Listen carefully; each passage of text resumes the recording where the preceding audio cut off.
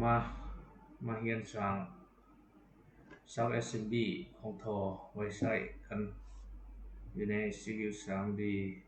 อันนี้เราจะใช้อยู่ในเวียกของการวางทอสีฟงเนาะส่งนำไปหาอีกโฮมพูอีกฝั่งหนึ่งเนาะก่อนอื่นเราก็มาเปิดซอฟต์แวร์ตัวนี้ขึ้นมาเนาะAutodesk Sub Assembly Composer นี่เนาะแล้วหลังจากเปิดขึ้นมาแล้วก็เราก็จะได้หน้าต่างออกมาแบบนี้อันที่หนึ่งเราจะpoint เข้ามาก่อนเนาะตัวนี้เนาะเราก็มากด set point นี่ลากมาเลยลากมาเลยแล้วก็อยู่ที่นี่เนาะ property แล้วก็อยู่ที่ชื่อของpoint code เราก็จะใส่ชื่อมา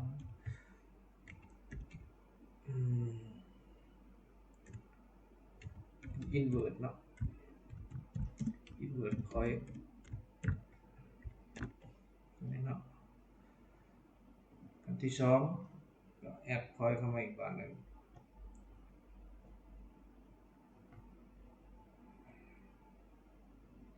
add point เข้ามา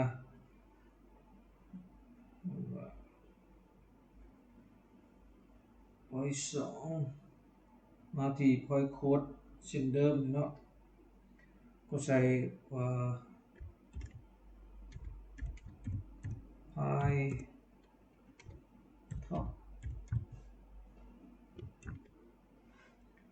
top อยู่ที่ delta y นี่เปลี่ยนนี่เป็น1เนาะต่อไปเราก็จะเอารูปวงมนใช้เนาะอันนี้ว่าเริ่มจากจุดนี้กับจุดสุดท้ายเป็นจุดนี้เนาะบัดนี้เราจะไม่ขีดวงมนใช้ดึงเคิร์ฟเข้ามานี่เนาะดึงเคิร์ฟเข้ามาอยู่นี่ก็ใส่ค่าให้มันเนาะตัวนี้ก็ใส่ชื่อเป็นว่า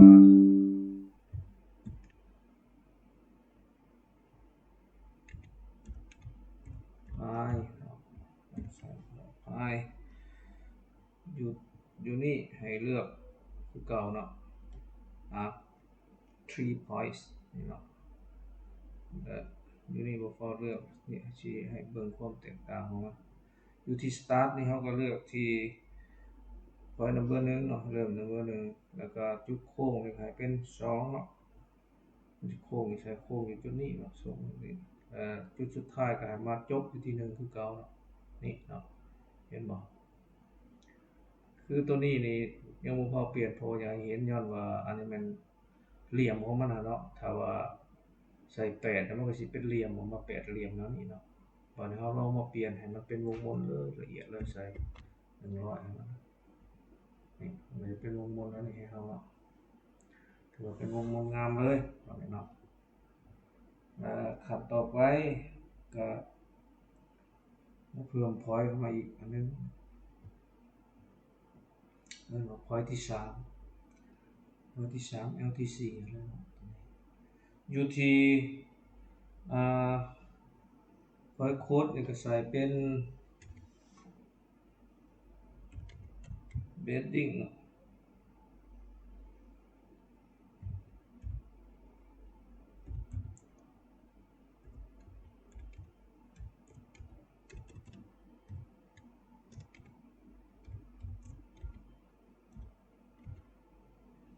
bedding of pi bedding of pi ก็ได้เนาะแล้วก็มาแล้วก็เพื่อกันลืมตัว bedding of pi อยู่ที่ form point นี้ใช้ form point bedding of pi อยู่ที่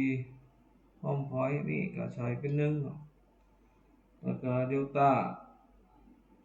x เปลี่ยนเป็น1เนาะdelta y บ่ใส่หยังแล้วก็มาที่ตัว Sigling Box นี่เนาะใส่อยู่ในกล่องเนาะอันโค้ดนี่เนาะ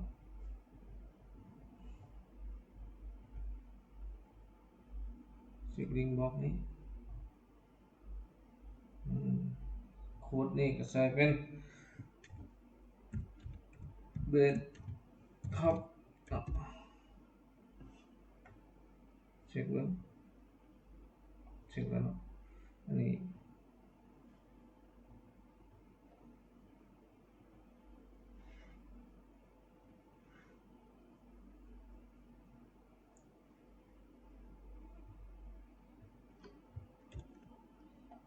ลืมแล้วเนี่ยผมบ่จะบอก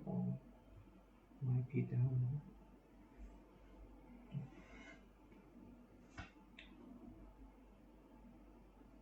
Point delta x ใส่ยังแล้วก็มาที่ add form link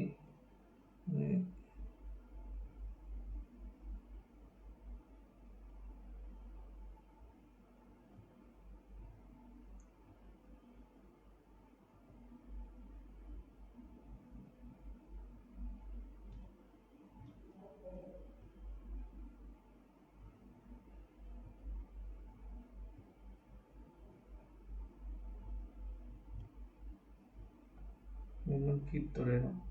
แก้บ่มันเนาะเอาพอยต์เช้าเข้ามาใหม่ก่อนมันเป็นยังจังลิงก์ผิดนั่นน่ะ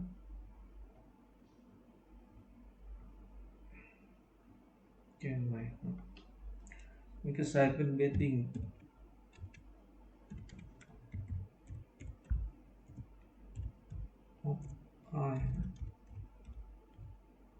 แปลว่าส่วนห้องพื้นเนาะห้องพอยต์นี่ก็จากจุดที่1จุดที่1มันอยู่นี่เนาะโอ้ตัวนั้นมันไปเลือก HL3 เนาะก็เลยตัวนั้นไปตามแกน x สิเอาไปข้างเบิ่งบวกไปก่อน1เนาะโอ้ใส่ 0.5 กันออก 0.5 ลองเช็คดู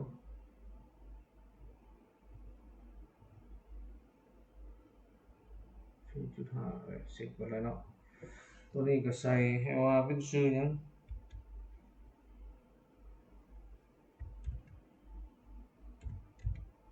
เบส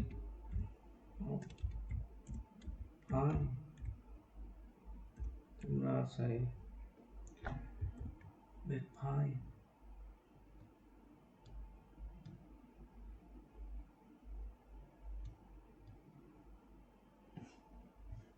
ใช่นี่ก็ได้นะเบสพาย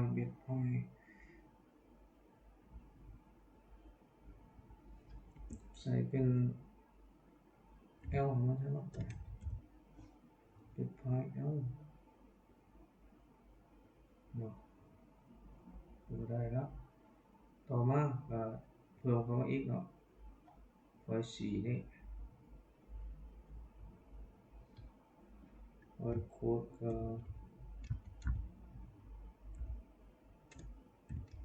bedding of pi คือกันเนาะ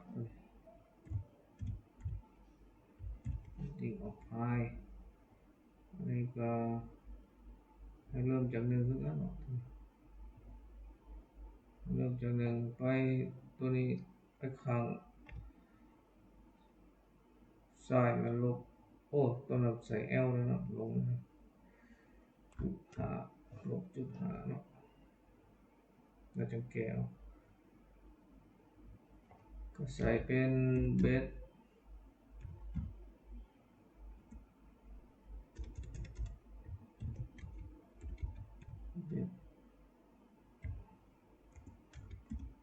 ใส่เบสพายออกแล้วก็ต้องใส่ L ไปตัวนี้ก็แก้เป็น R ยาว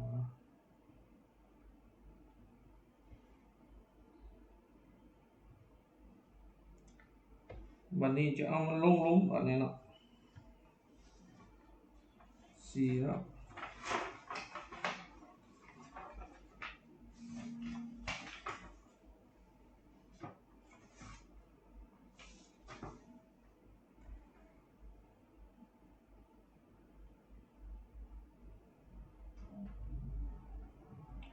มาที่ point เติมอีกเนาะจะเขียนไปนำอันนี้เป็นวิดีโอบันทึกไว้เนาะว่าตัวเองอยากใส่ในฐานะเอามาลงรูปมานี่เอาไปใส่คือกันเนาะดึง point เข้ามาอีกบาทนึงตัวนี้แม่นหยังก็เป็นเก่านะตัวนี้เนาะ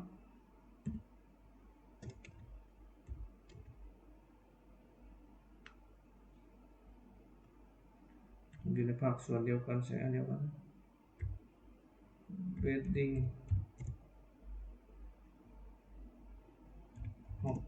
พาย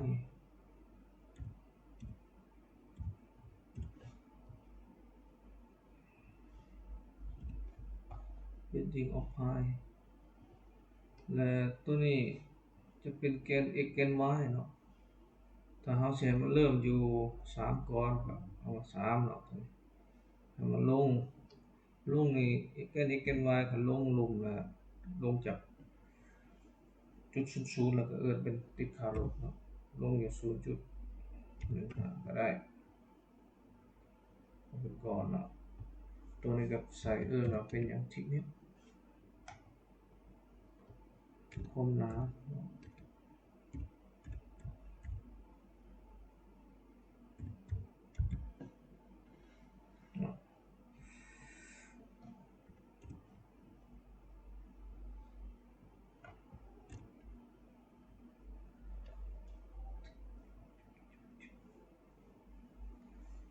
ถือว่าได้แล้วข้างหนึ่งแล้วเฮ็ดอีกข้างต่อไปเนาะคือการเอา point เข้ามาอีก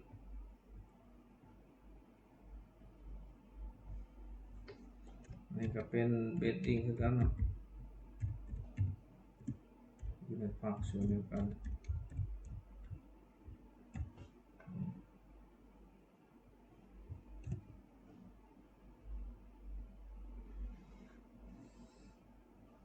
ตัวนี้จะเอามาค้างที่ C นี่เนาะมาต่อระเบิด C นี่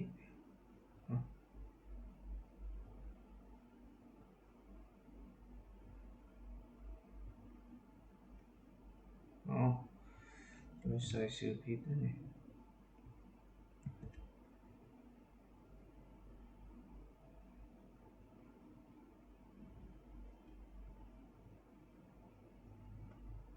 แต่คนไปใส่ชื่อผิดนั่นนึงเลยล้วนเราได้เลยลึกก่อนเอาเขาบอกไม้เนาะเป็นฮุกสื่อตามนี้เนาะสื่อตัวไหนมาเริ่มที่ C แล้วก็เอาลง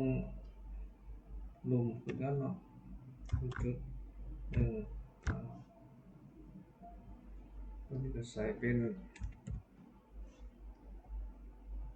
คืออยากษาขอบ thickness กันเนาะเมื่อได้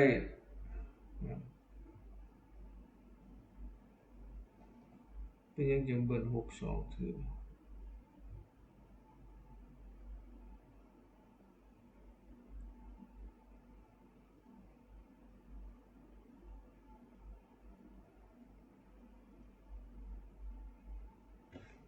PC 54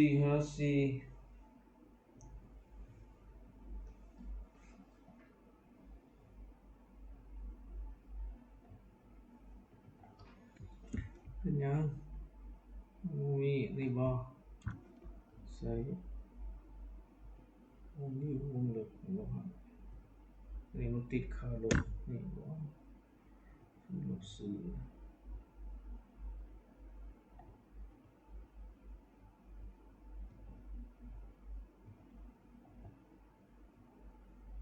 ถือว่าได้แล้วเนาะถึงแล้ว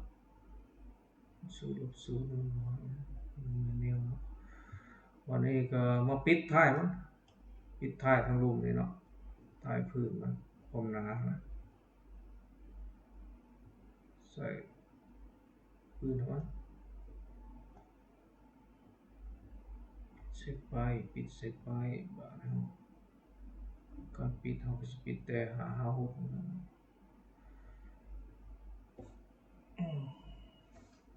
เอาลิงก์ใส่เนาะตัวนี้เนาะลิงก์ใส่ตัวนี้ก็ใส่เป็นเดต้าเนาะ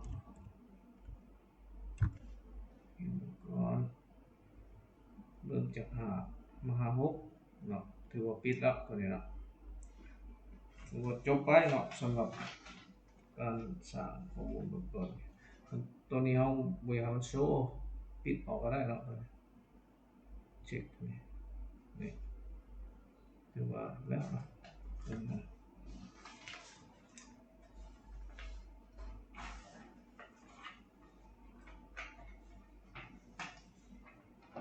ต่อไปมันนี้เพื่อ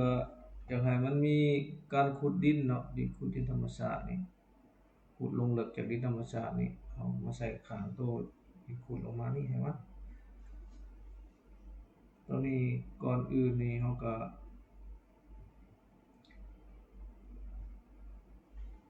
มาเปลี่ยนอยู่ที่มาตั้งค่าอยู่ที่นี่มันก็เนาะ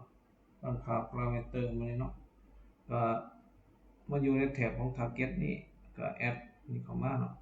แอดนี่เข้ามาแล้วก็ใส่ชื่อมันเปลี่ยนชื่อนี่มันเป็นชื่ออื่นเนาะ surface เนาะอย่างชื่อ surface นี่ก็ใส่2นะมันตัวนี้เป็นอย่าง natural ก็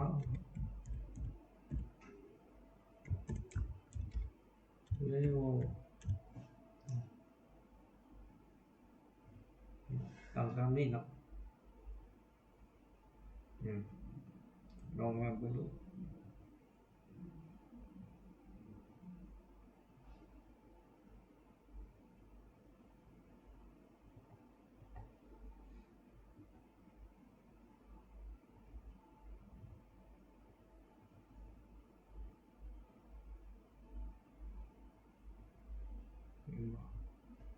ยืนยันเนาะตรงนี้เนาะจุดลบเก้าจะอยู่เทิงกันนะ surface วันนี้เรามาเติมขอต่อไปเนาะตัวนี้เขาจะใส่ทั้งข้างให้มันเนาะมันจะใส่มาพอยเข้ามาอีกให้มันมีสโลปการตัดจากดินลงมาเนาะ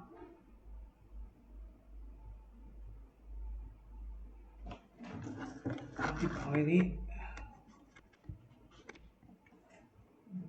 จัดมันวางก็ได้เนาะ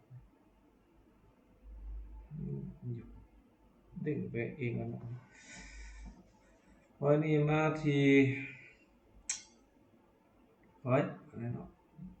พอย7แล้วอยู่ที่นี่พอยโค้ดเนี่ยก็ใส่เป็น daylight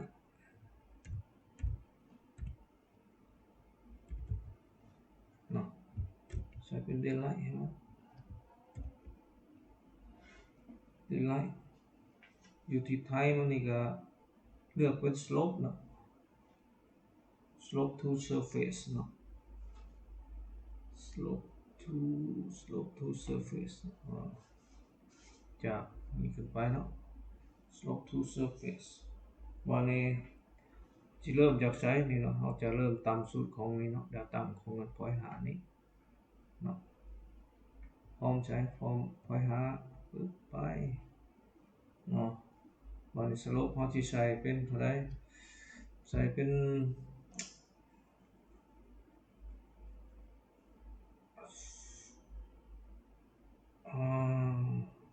0.5 ต่อ1เนาะลองเบิ่ง0.5 ต่อ1 0.5 ต่อ1วันนี้ target surface นี่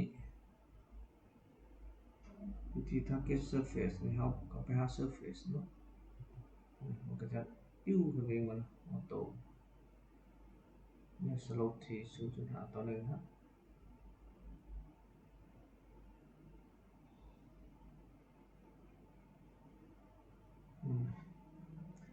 แล้วก็มาที่ add link เข้าไปปุ๊บนี่ก็จะเห็นแบบนี้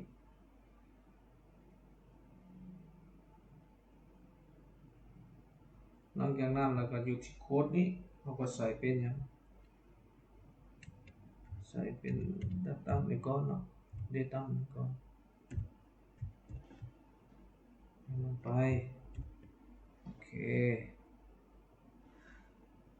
ถือว่าแล้วนะข้างนี้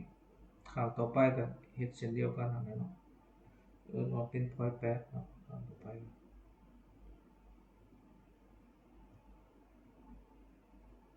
เบิ่งปึ้มไปนำได้เฮ็ดเป็นวิดีโอบันทึกไว้เพื่อให้ตัวเองได้ทวนคืนเนาะ แล้วก็แอดพอยต์เข้ามาเติมเนาะใส่ข้างนี้เนาะบัดนี้ตัวนี้เราก็จะใส่เป็นเดดไลท์คือกันตัวนี้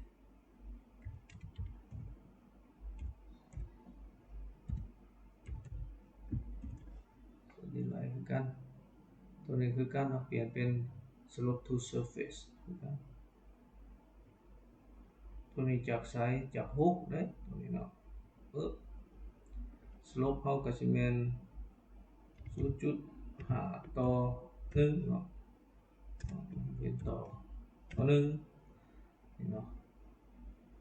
แล้วก็เฮาอยากให้มันไปหาไซส์ไปหา surface เนาะเนาะ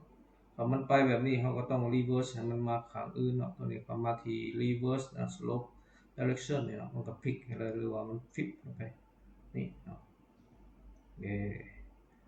คือว่าวันนี้แล้วเกือบแล้วครับเนาะตัวนี้ใส่เป็น data คือกัน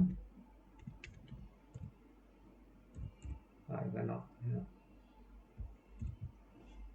โอเคขั้นตอนนี้ก็สำเร็จเนาะหอดพี่เก่าแล้วขอต่อไปเนาะก็แอดพอยต์เข้ามาเติมอีกเนาะ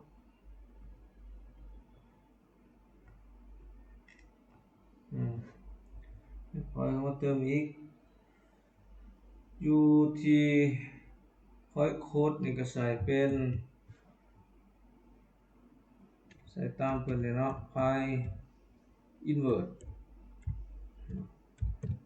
จุดเข่าของถอนี่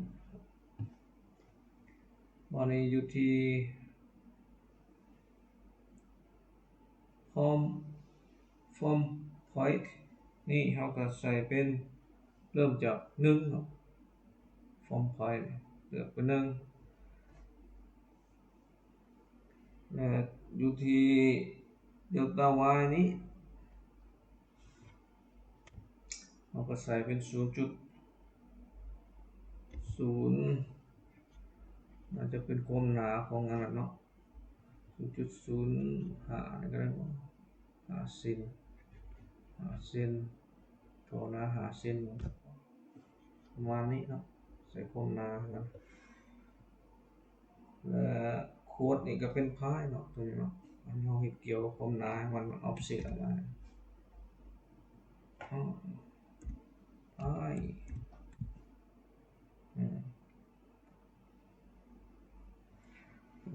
ต่อไปแอดพอยต์เข้ามาอีกเป็นยังจังบอกนั้นผ่านสาเหตุยังพอยต์หนึ่งมันเกี่ยวกับติดตัวนี้ก็มีนะเราต้องใส่2ขีดให้มันนี่นะสำคัญตัวนี้ขอต่อไปขอที่10เนาะพอยต์10 L11 เส้นกันเนาะตัวนั้นใส่อย่าลืมใส่2ขีดให้มันก่อน pi invert คือกันเนาะ invert ติดไม่นี่วะแล้วก็ตัวนี้แม่นให้ใส่เป็น p2 เนาะจาก p1 เนาะมาเป็น p2 แล้วว่าออกจากนี้คือการออกจากออกอย่างนี้คือกัน p2 แล้วก็เป็น y คือเก่าเนาะตัวนี้เนาะ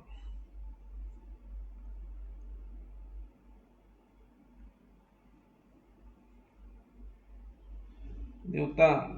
y เดลต้า y ใส่0.05เนาะใส่ลบตัวนี้ติดค่าลบไปยังไม่เป็นลบออกเข้าในได้นี่เนาะโอ้เดี๋ยวเฮาบ่ให้ออกเข้าในเฮาสิให้มันเดลต้า2นี่ออกเนาะเดี๋ยวจะไปแก้ตัวนั้นเนาะเดลต้า2ออกนอก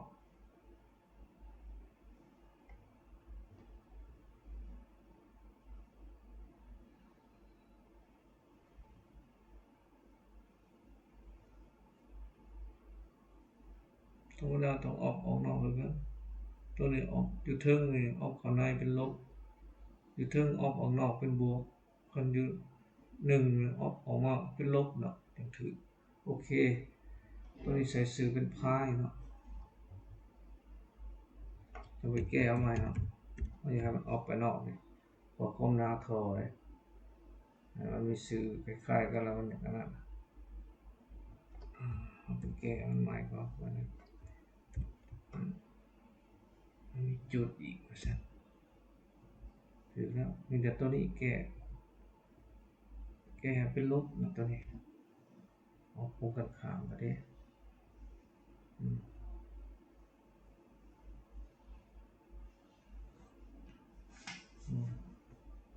ลองเบิ่งเนาะคันบ่ได้ก็แม่นปรับคืนใหม่ตามเขา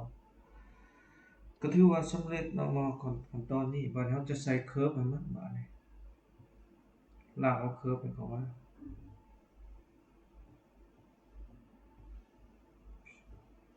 ถึกสวยจังในวิดีโอนี่เนาะมันเป็นอย่างเวลาดึงแล้วมันมักเด้งตลอดนะโอเคได้แล้วเคิร์ฟนี่มันจะเป็น L12 หรือว่าเป็นลิงนี่เนาะก็อยู่นี่เราก็จะใส่เป็นอยู่ลิงโค้ดเนี่ยเราจะใส่เป็น pi inverse เช่นกัน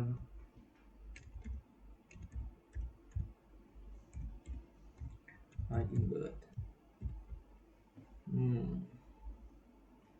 และอยู่ที่ arc นี่ก็เลือกตามเนี่ยเนาะcreation type เนี่ย arc 3 points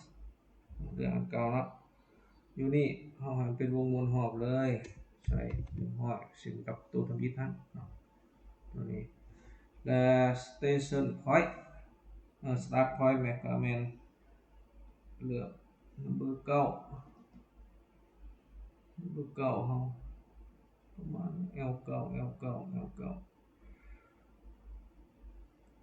ให้พอยเก้าเนาะพอยเก้าพอยก่อนนั่นจุดนุกตุ่มนี่นะเนาะแล้วก็จุดอันอาร์คพอยนี้เราก็เลือกเป็น L10 โค้งพอยนี้เนาะแล้ว end point เราก็มาจบที่9คือเก่าโอเคนี่เนาะนี่มันก็ออกมาทางนอกแล้วกินนี่กันเฮาใส่ขาลบกันลบในลบนอกให้ต้องเข้าใจตอนนั้นเนาะคันเฮาอยากให้มันลงเข้าในเฮาก็แม่นใส่ตู้อันบนL8 บ่กับ L9 ต้องL9 กับ L10 นี่ต้องแก้ให้มันถึงเนาะ2อันนี่เนาะขาพวกนี้นี่ใส่กับกันอันนี้เฮาให้มันออกนอกได้ออกเซตออกมาโอเคละนี่มาที่ข้อต่อไปขั้นตอนต่อไปสเต็ปต่อไปของมันเนาะมาที่ add shape file เขาบ่นี่ก็ใส่พื้นขอบนะครับก็กดที่ shape file นี่ลากเข้ามาเลยปึ๊บใส่เชฟให้มันได้เซฟ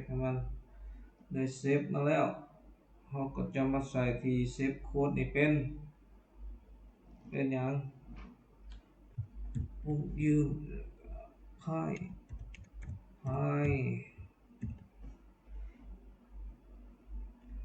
แล้วก็อยู่ที่ลิงก์นี้เราก็บนห้องลิงก์นี่โมเมนต์นะกดมาถือไปตัวที่พระเจ้านะกดต้องมานี่หรอกแล้วกดเอาพี่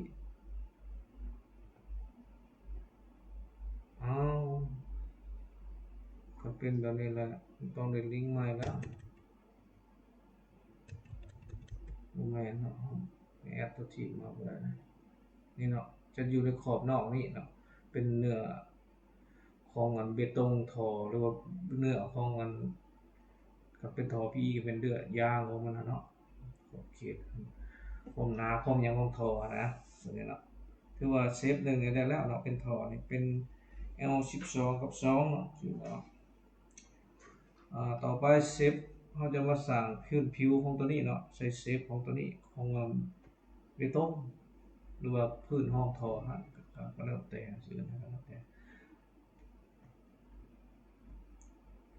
โอเคเซฟ2มาเป็นหยังอีกตัวนี้ก็เป็นสิใส่เป็นหยังเป็น RC Reinforced Concrete ของ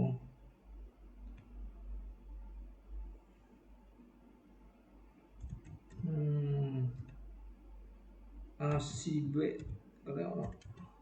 RC Bedding ประมาณนี้เนาะใส่แล้วซะแล้วแต่ RC Bedding โค้ดก็กดใส่บ็อกซ์สีเขียวนี่เนาะแล้วก็มาคลิกเอาเลยเอาล่ะเป็นหยังมันขึ้นมาจริงได้แต่ว่าบ่เห็นมันยังเป็นสีเขียวเลยสีแดงหลายเอาไม้เนาะ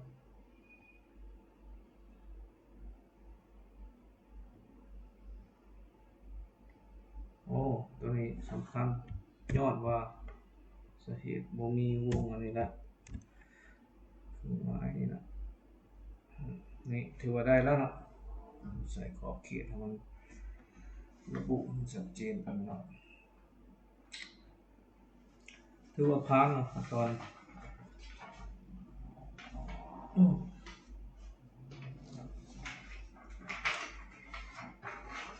มาขั้นตอนต่อไป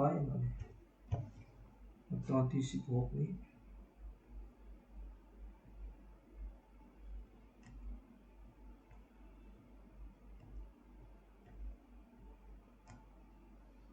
ตอนที่16นี่ก็มาที่แถบของอัน Package Setting นี่เนาะ Package Setting มาที่แถบของ Sub Assembly Name นี้ตัวนี้เราจะใส่เป็นใส่ตามที่คุณป้าใส่เนาะเป็น Python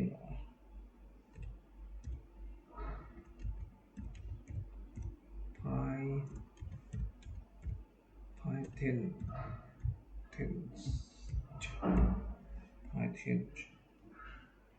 อเคส่วน description ก็จะใส่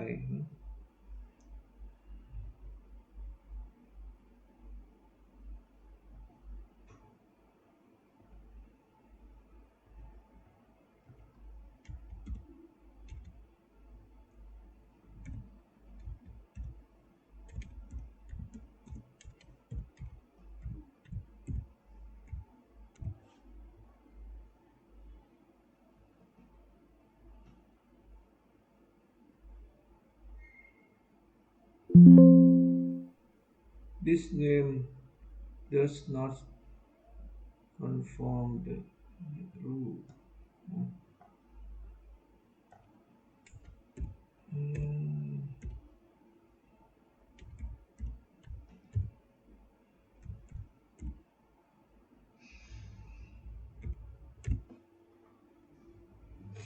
ใช้ติดกันเลยเนาะ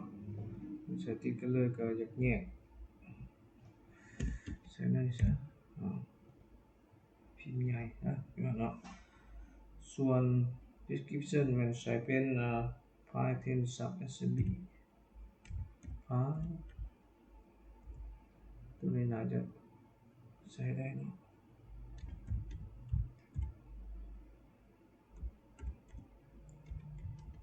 Sub Assembly ก็ได้เนาะตัวนี้ ถือว่าเรียบร้อยแล้วบัดนี้มาที่แถบของอัน input and output ของ parameter นี้เนาะอยู่นี่เฮาก็มาเพิ่ม create parameter ใหม่1ขึ้นมาเนาะได้แล้วใส่ชื่อว่าอยู่นี่เฮาใส่เป็น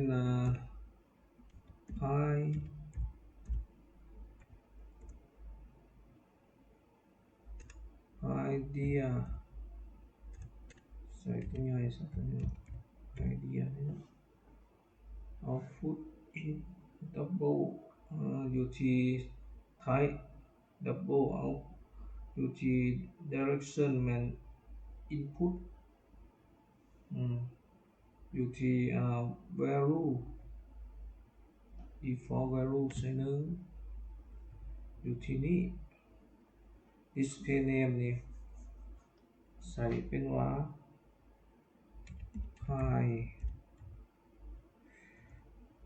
output diameter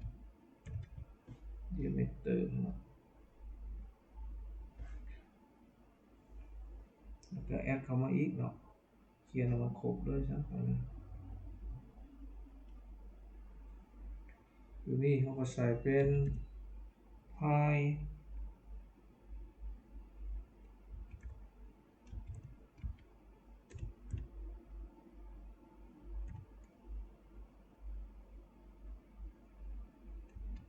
idea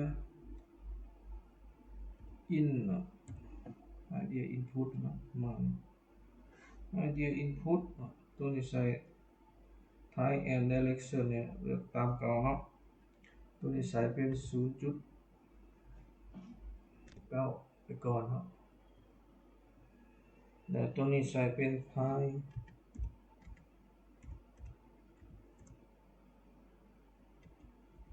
inner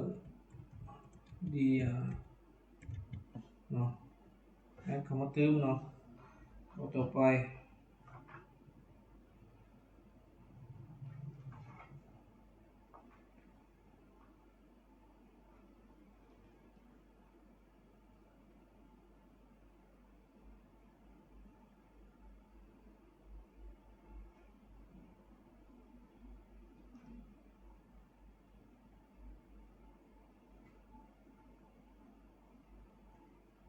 มาที่ L12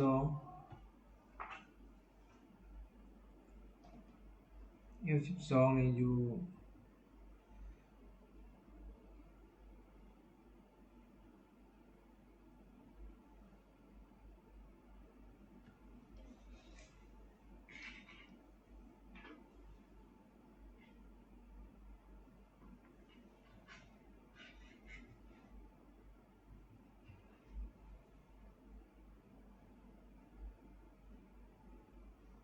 เกี่ยวกันเนาะตัวนี้กด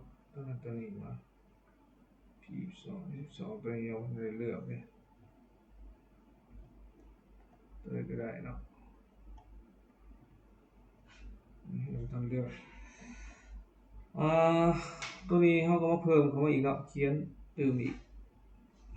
ตามข้อมูลเพิ่นที่เฮาเฮ็ดนี่นะตัวนี้จะเป็น base top เนาะใส่ตามจ้ะ top base top right side เนาะs right side input ตามนี้เนาะใส่1ให้มันเปลี่ยนเป็น1เนาะอยู่ที่ display name นี้ก็ใส่เป็น base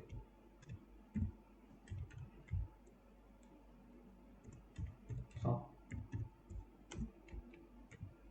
s ก็เป็น right side เนาะก็ create ใหม่อีกเนาะข้างใหม่แล้วมานี่ base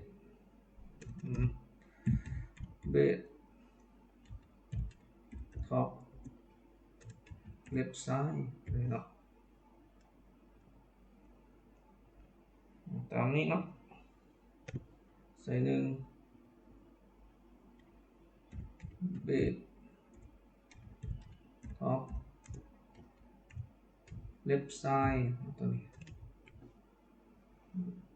left side add เข้ามาอีกเนาะมีหยัง add เข้ามาหมด base แล้วก็เป็นหยังบัดนี้ bottom บัดนี้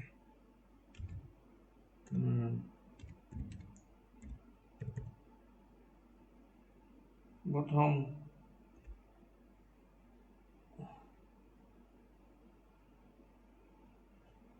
สิใช้ bottom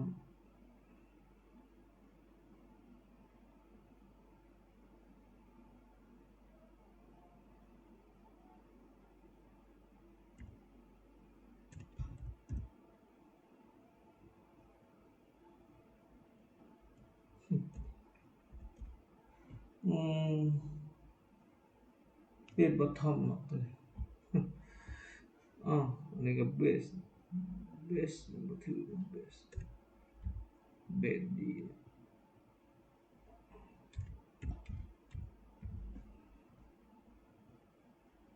ถือมาแล้ว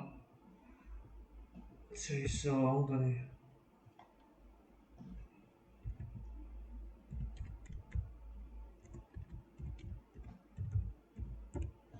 bottom แอดเข้ามาเพิ่มตัวนี้เป็น side slope มันด้านข้างสองข้างนี้ side slope side slope โอเคเต็มเลยตัวนี้ double นี่เป็นต้องเป็น slope input คือเก่าเนาะตัวนี้เนาะ slope เฮาแม่นเท่าใดคือว่าแล้วเนาะใส่เป็น 0.5 ออกไปต้นก็ใส่เป็น side slope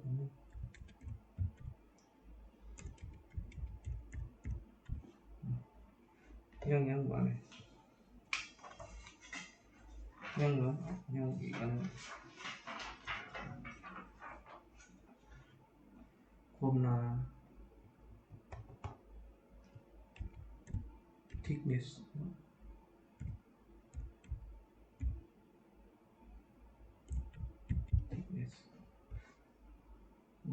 double ความหนาของเราจุดหนึ่งเห็นบ่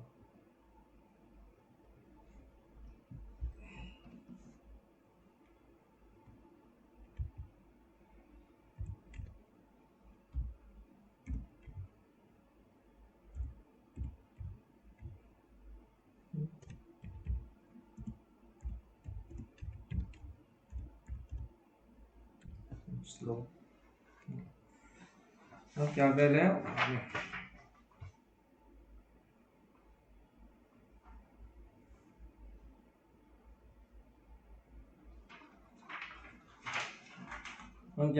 ก็มาที่นี่เนาะเราสร้างสูตรให้มันเรียบร้อยแล้วเริ่มตัวนี้ก็เป็น PL8 ก่อนเนาะข้างนี้ก็คือ side slope นี่ PL8 นี่เนาะข้อมูล property เนาะเปลี่ยนอยู่ที่ fluorescence แล้วก็นี่มานี่เรื่อง L8 แล้วก็มาที่ property มันเนาะเปลี่ยนพวกนี้เป็นไม้เนาะสีตัวนี้เนาะตัวนี้เป็น side slope ของตัวนี้เนาะเรียก side slope copy เอาเลยตัวนี้มาใส่มันนี่เนาะสีเดิมของมันเนาะแบบนี้ side slope แล้วก็ G3 L3 7-8 นี่คือกันแม่นบ่7และ8นี่สองข้าง G3 L3 เนาะตัวนี้ด้านข้างเป็นที่เนาะ right side left side right side นี่ตัวนี้เปลี่ยนชื่อมันนี่เป็น right 0.5 ตัวนี้โอเคอันก่อนเนาะ 0.5 ใหญ่ก็ได้ 0.5 เนี่ยปึ๊บใส่ชื่อนี่ base ต่อมาขังC เปลี่ยนตัวนี้คันมันนี่ไปลบจุดคันตัวใดมันอยู่ข้างซ้ายข้างขวานี่เฮาก็ควรจะใส่มันถือตามนี่เนาะให้มันมีไปตามแกน x แกน y ถ้าว่าไปอยู่เบื้องขวามันก็จะเป็นบวกที่ค่าบวกถ้า y ถ้าลงมาลุ่มก็เอิ้นว่าเป็นค่าลบ x ไปข้างขวาเอิ้นว่าค่าบวกถ้ามาข้างซ้ายเอิ้นว่าค่าลบเช่นเดียวกันดังนั้นแล้วเฮาก็ติดลบให้มันเป็นพร้อมนะก็ซั่นแหละมันสิบ่ฮู้ไหลให้เฮาเด้ตรงนี้เนาะว่าถามเนาะก็ดี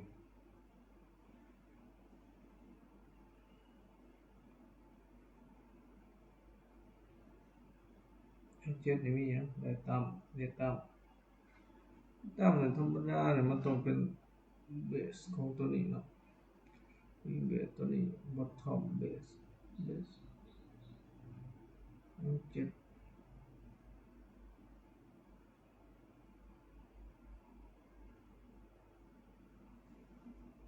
มีสองข้างหนึ่งนะ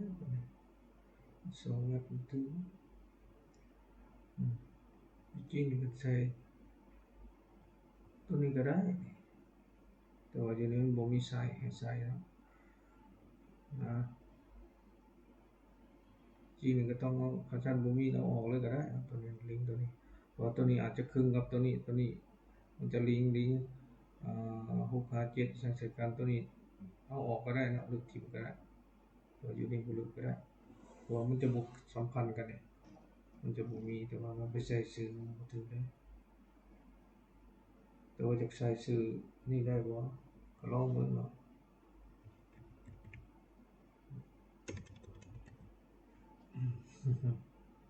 เบส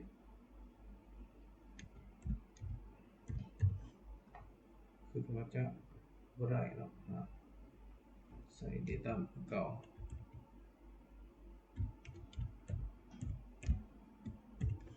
คือว่าตัวนี้สร้างมาซื่อๆของอยู่หม้องนี้ของตัวนี้ยังยืนได้เนาะ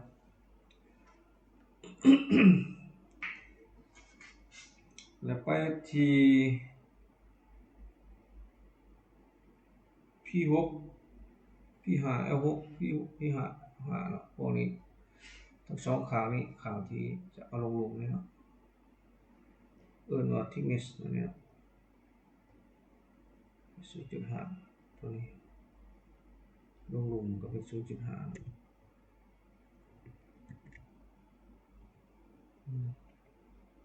ทั้งสองอะไรเนาะเปลี่ยน 0.5 เช่นกัน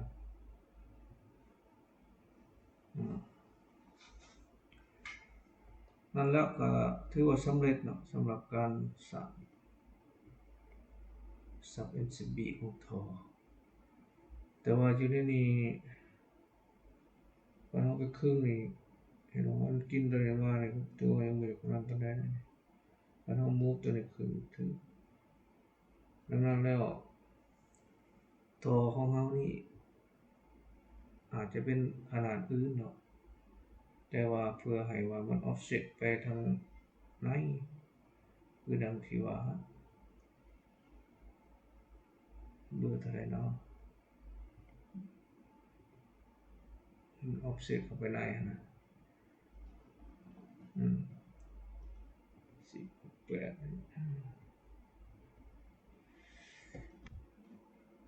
offset เข้าไปในเนาะตัวเราก็ต้องมาไล่ใหม่หรือว่าข้างหน้าเขาก็จะอาจจะสร้างเป็นแบบอื่นเนาะตัวนี้เขาจะเข้าไปในก่อนตัวนี้ติดคารบนั่นเนาะนี่เนาะก็ถือว่าได้ครับ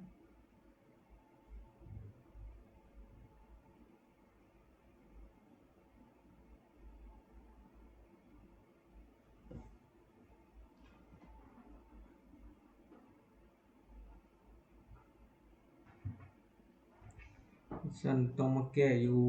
ตัวเคิร์ฟทมิดก่อนเนาะขั้นตอนที่เคิร์ฟนี่เขาก็บ่ได้ว่า เราเว้ามีแต่ว่าจำนวน6เครือเนาะเพราะฉะนั้นเราก็ต้องมาเว้าที่ลาย2นี้ลาย2เราก็จักแม่นอันนี้เนาะอันนี้ก็ผิดได้นี่เรามาเช็คคืนมาก่อนลาย2อันนี้กรณีว่าถอเฮาฟรีเท่าใดฟรี40เนาะบ่บอก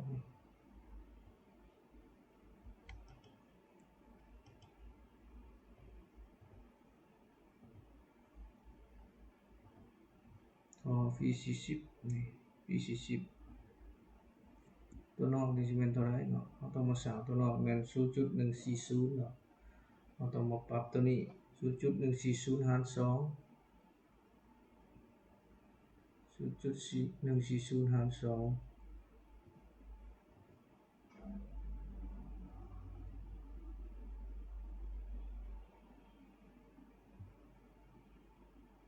จุด0.414 หารให้2เนาะปึ๊บเท่ามานี่เนาะจะเป็น 0.207 เนาะตัวนี้เราก็จะเป็น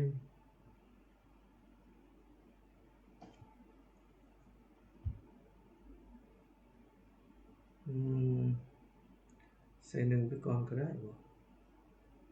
หรือไปแก้นั่นก็ได้ 0.207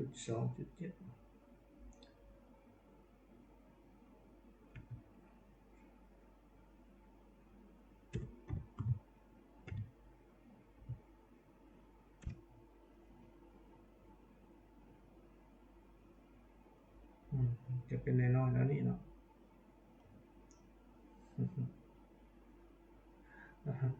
ตัวนั้น 0.05 นี่ครับมาให้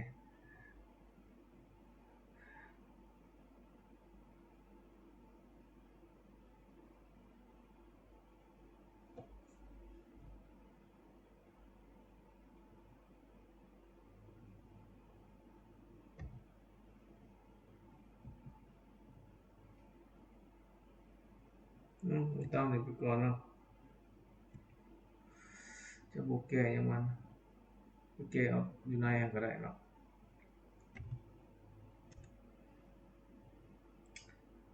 ปึ๊บอันนี้มันงามไปก่อนแล้วเอาเซฟแล้วไป SMB ออกไปเราจะไปแก้เอาพารามิเตอร์ต่างๆก็ได้เนาะโอเคเอาอันนี้เซฟแอดไปไว้แล้วเซฟแอดมาไว้หามุมไว้ดีๆเลยบาดนี้หามุมไว้ดีๆ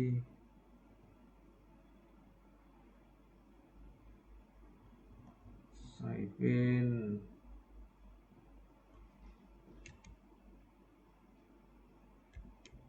sub SMB เนาะ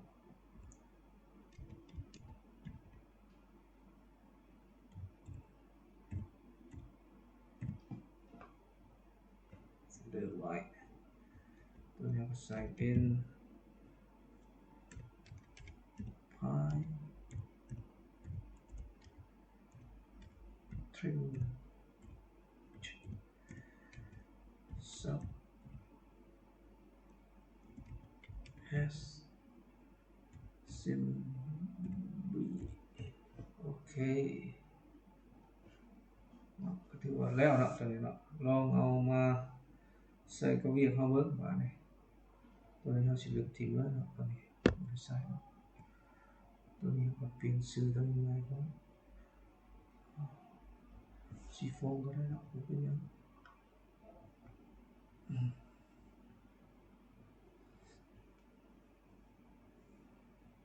บัดนี้มันเข้ามาใช้บัดนี้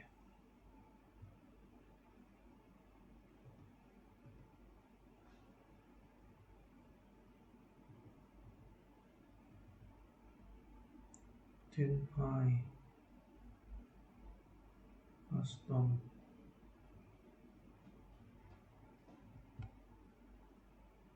import เข้ามาเนาะไปไว้ใส่ที่นี่ไว้ใส่ที่นี่ ดึงเข้ามาเนาะมองที่ไว้กี่นี้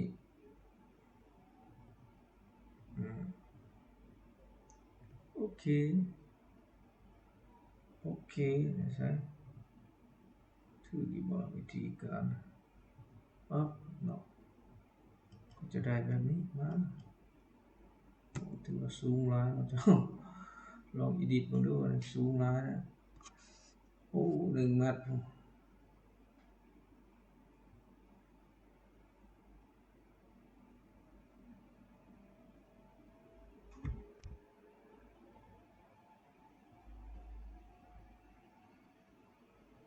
ได้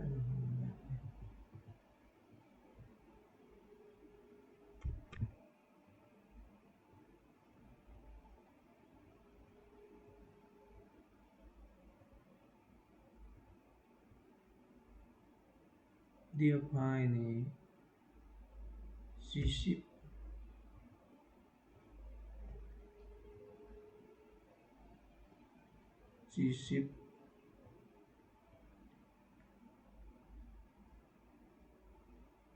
ไป30ก็ได้นะ30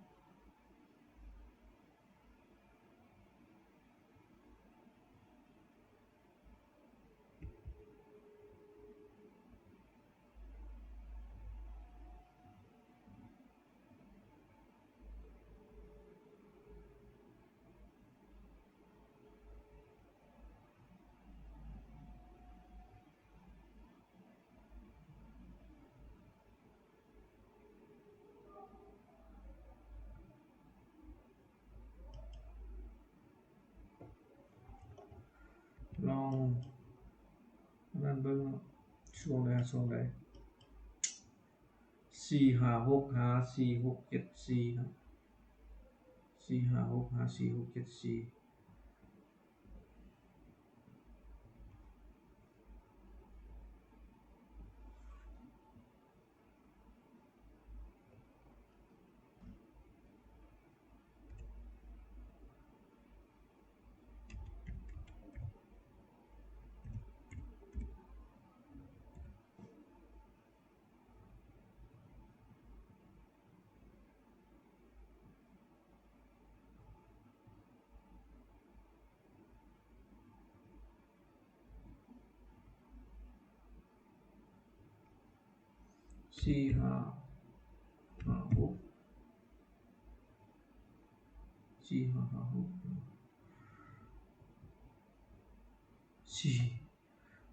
โ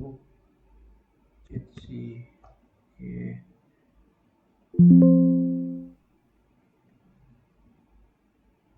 เบิ่งกัน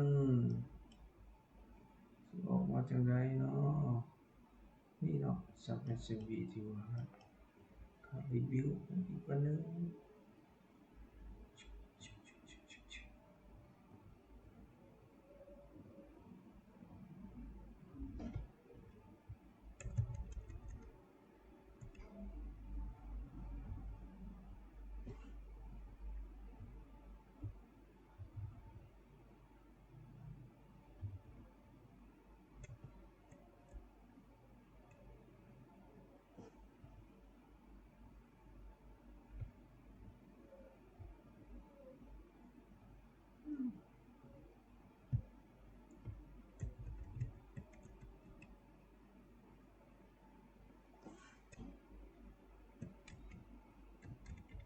ต้อง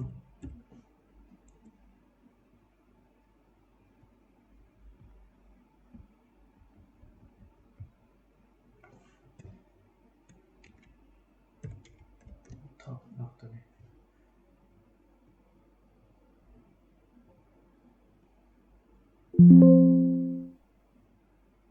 เรียบร้อย Surface มา Sample มา Sample นี่สิเอาไปเทื่อละ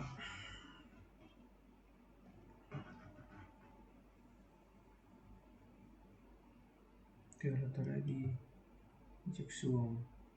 1 2 3 4 5สุดท้ายนี่เนาะ อว่าก็25ก็ได้เนาะโอเค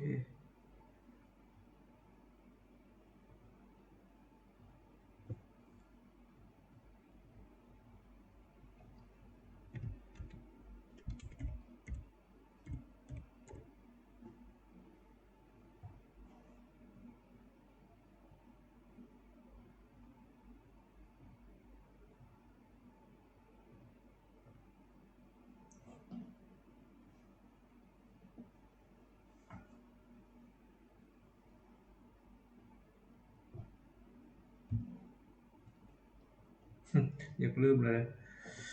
455แล้วก็อันยังก็4674เนาะหวังว่า456กับ4674ตัวนี้ไป8แม่นโอ้ไกลพอนั่นก็ซะกับพวกนั้นจะงามโอเคเตอร์ถือว่าเรียบร้อยเนาะสเปิดหน้าตัดออกมาแล้วอันนี้เราสิพอร์ตหน้าตัดออกมาเลยเนาะ4556มันจะอยู่แถวนี้เอาไว้เนี่ยก็ได้หรือว่าสร้างนี่ลองมาเบิกกันเนาะบริมาตรดินโคดดินถมสำคัญตัวนี้ออกมาก่อนก็ได้ซีโฟ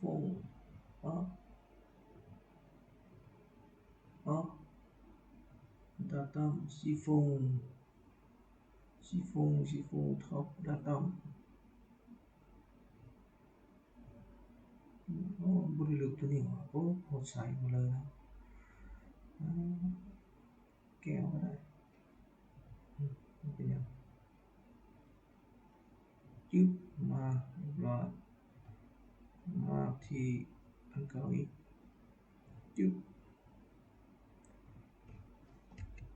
เปลี่ยนเป็นคัท and fill ก็ได้เนาะตัวนี้ import ตัวนั้นออกมาใหม่เป็นทอบ่เป็นแนวออกมาตัวนั้นเราต้องได้แก้ความหนาเลย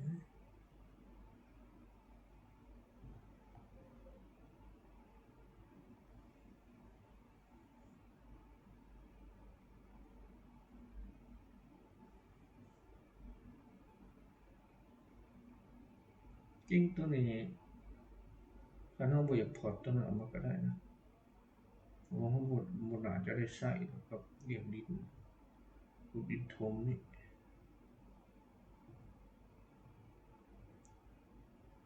อย่างแต่ว่าแอดเข้ามาซื่อที่จริงก็ต้องแอดเข้ามาอีกว่าทอมันก็สิไหลเป็นปริมาตรให้ก็บ่ได้ในของเฮาเป็นความยาวมันไหลอีกต่างหากซะเนาะโอเคมีปัญหาก็ปล่อยไปนี่เห็นบ่มันสิเป็นเนี่ยพายและเป็น RC bedding ครับนี่ต้องเลือก2อันออกมาแต่ทั้ง2อันเฮาก็บ่ได้สนใจมีความติดใจของมันครับถ้าเป็นขอเบตงเฮาก็ไหลเป็นเม็ดก้อนก็ได้ไหลเป็นความยาวแล้วไปเนาะโอเคเอาแต่ดินธรรมชาติมาก็ได้ใส่เดี๋ยว copy ตัวเก่ามาเป็นหยัง hard and fill สีฟงนี่เนาะใส่ฟอนต์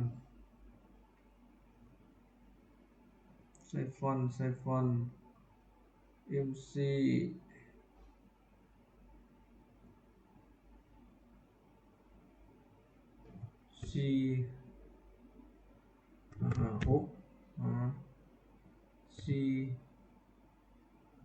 474นี่เนาะ MC ใส่อันนี้มันก่อนเป็นใส่ฟอนต์นี้เนาะ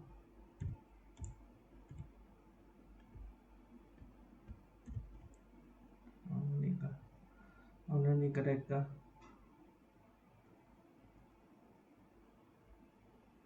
สีฟง cut and fill โอเค ปุ๊เชออกมาเป็นเท่าไหร่ no ปริมาตร no ปริมาตรแต่ cross section เนี่ยต้องแก้เมื่อคืนนี่ก่อนเนาะตอนนี้ no ปริมาตร cross section ออกมาบ่4 5 6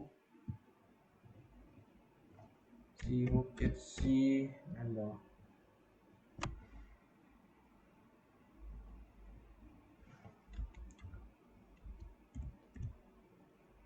คันว่าออกพวกนั้นนี่เฮาเฮ็ดอยู่ตามโพลีไลน์เลยนี่ก็แล้วเนาะบ่จำเป็นต้องไปสร้างแบบนี้มันยุ่งยากเสียเวลามันก็เนาะผิดอยู่มองใด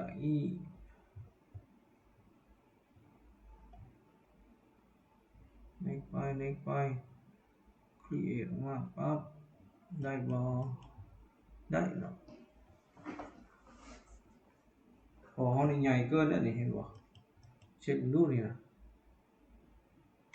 ลองเอา